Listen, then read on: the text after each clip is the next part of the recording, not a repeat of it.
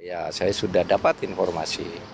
Malah sejak kalau expose-nya itu kan udah lama ditawan tersangkanya, tapi resminya ketersangkaannya itu ya sudah dikeluarkan lah. Dan sebetulnya apa yang dikatakan oleh Menko Polhukam Mahfud MD itu juga sudah beredar di media sosial. Nah, dalam konteks ini, saya kira Mahfud hanya melakukan penggulangan dan penjustifikasian terhadap apa yang sudah dilakukan oleh KPK. Dan menurut saya publik berhutang budi kepada Mahfud. Ya saya kira Mahfud sudah menjalankan tugasnya sebagai Menko Polhukam. Dia tidak bisa dituduh sebagai juru bicara KPK. Ya menurut saya tidak fair untuk melakukan itu. Karena menjaga keamanan politik dan hukum itu bagian dari mandat Menko Polhukam sebetulnya. Menurut saya kalau dia punya informasi dan dia tahu bahwa sudah ada penetapan tersangka, tidak ada salah Mahfud MD mengatakan seperti itu.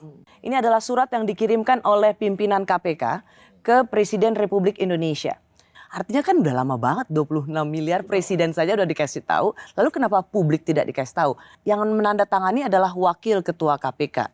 Apakah ini lazim? What is going on dengan KPK? Ya, jadi kalau kita lihat kenapa suratnya tanggal 26 sudah disampaikan kepada presiden. Tapi setelah itu diam-diam, adem ayem, tidak ada apa-apa. Menurut saya ada sesuatu yang salah di sini. Belum ada pernyataan seperti itu yang menyatakan dia sudah jadi tersangka. Jadi menurut saya ada sesuatu yang salah.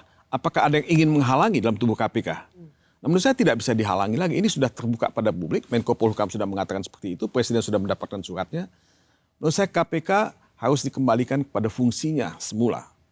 Bahwa dia betul-betul ujung tombak pemberantasan korupsi di Indonesia. Saya juga tidak mengerti kenapa KPK begitu lamban dan begitu gamang dalam menghadapi kasus semacam ini.